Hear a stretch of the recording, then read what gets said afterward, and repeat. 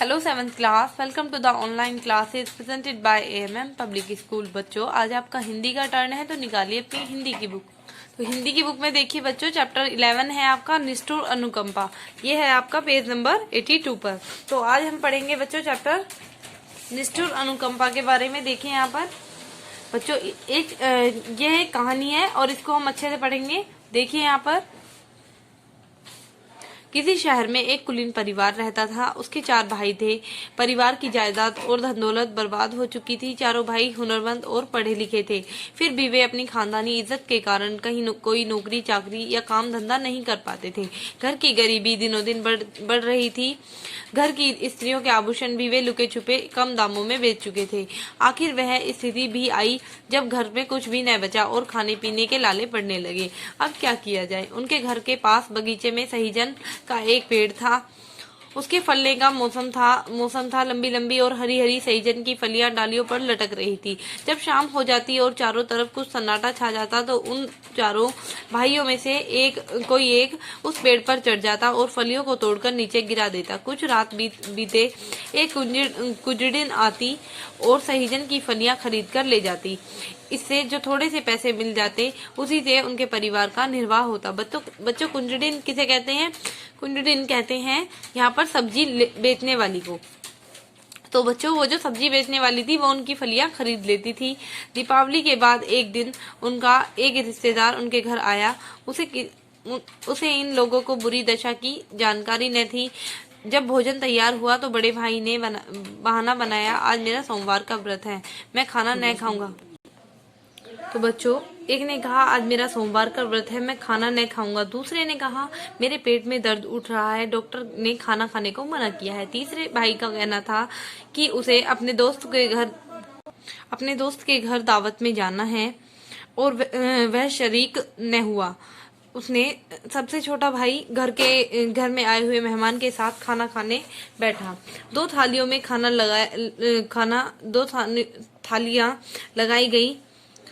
जब दोनों जने खाने बैठे तो बूढ़ी माँ मेहमान से खाने का खूब आग्रह करती रही, लेकिन उसने अपने छोटे बेटे को जरा भी न पूछा। वह लड़का भी सदा हुआ था। कोई चीज परोसी जाती, इससे पहले ही हाथ हिलाकर कह देता मुझे नहीं चाहिए। इस तरह 2 बार भोजन करने पर मेहमान ताड़ गया कि ये लोग गरीबी के शिकार हो रहे हैं। फाकाकशी के मारे घर की हालात खराब है, खाने पीने की तकलीफ बढ़ गई है, फिर भी इन्हें फिक्र नहीं है। किसी तरह इस रात का खाना खाकर वह मेहमान बरामदे में सो क्या गया। उसने सोने का ढोंग रचा। करीब 10 बजे रात को वह कुंजड़िन आई। बड़े भाई ने बड़ी सावधानी से बिल्ली की तरह दबे पैरों से पेड़ पर चढ़कर सहीजन की काफी फलियां कुंजड़िन तोड़ी। कुंजड़िन जानती थी कि इस वक्त इनकी गरज है। वह जो दाम देगी वही ले लेंगे, ज्यादा पैसा उससे न मांगेंगे। जब बड़ा भाई टोकरी में सहीजन की फलियां लेकर कुंजड़िन के पास आया तो उसने दाम कम दिए और कहा आजकल सहीजन की मांग नहीं है, मुझे भी बाजार में लाभ नहीं मिलता। अब मैं तुमको पहले की तरह कीमत नहीं दे सकती। तुम्हारी गरज हो तो दाम लो, नहीं तो मैं चली। बड़े भाई के मुंह पर हाथ रखकर कहा तुम जितना देना चाहो दे दो, मगर जोर से मत बोलो, बरामदे में हमारे मेहमान सो रहे हैं, जाग जाएंगे। कुंजड़िन ने इस मौके का लाभ उठाकर उन फलियों के दाम और भी घटा दिए। लाचार होकर बड़े भाई ने उतने ही पैसे लेने पड़े जितने कुंजड़िन ने दिए। कुंजड़िन चली गई। चारपाइयों पर सब लोगों के जोर जोर से खराटे सुनाई पड़ने लगे। एकमात्र मेहमान अब भी जाग रहा था। वह दूरदर्शी तो था ही। उसने सोचा यह कितना अच्छा प्रतिष्ठित खानदान है। झूठा और बनावटी इज्जत के ख्याल से ये नौजवान लड़के खाने पीने की तकलीफ बर्दाश्त कर रहे हैं और इस मामूली सहीजन के पेड़ के भरोसे अपना गुजारा कर रहे हैं। वह चुपचाप उठा, बरामदे में एक कोने में पड़ी कुल्हाड़ी उठाई और बिना किसी आहट के सहीजन के पेड़ के पास पहुंचा। पेड़ को जड़ के पास से काटकर धरती पर गिरा दिया। फिर पो फटने से पहले ही नीम अंधेरे में मेहमान उस घर से चल दिया। सवेरा हुआ, बड़े भाई ने उठकर देखा कि मेहमान बरामदे से गायब है और बगीचे में सहीजन का पेड़ कटा पड़ा है। घर को सहारा देने वाले किसी बुजुर्ग के मरने से जो मातम छा जाता है, वैसा ही उस परिवार में छा गया। चारों भाइयों की माँ कहने लगी, यह दुष्ट मेहमान कहाँ से आया था? यह रिश्तेदार नहीं, मेहमान नहीं, पिछले जन्म का हमारा दुश्मन था। अगर इसे हमारी बुरी हालत पर तरस आ रहा था तो चुपचाप हमारे घर 8-10 मन नाच भेज दिया होता। हमारे परिवार के एकमात्र सहारे सहीजन के पेड़ को इसने क्यों काट डाला? बड़े भाई ने माँ से कहा, अम्मा, जब तक हमारा बस चला तब घर की पुश्तैनी इज्जत बचाई, न किसी की नौकरी की, न किसी के आगे हाथ फैलाया, मगर आगे गुजारा चलना मुश्किल है, कहीं न कहीं काम ढूंढना ही पड़ेगा। उस बस्ती में चारों भाइयों की अच्छी इज्जत थी।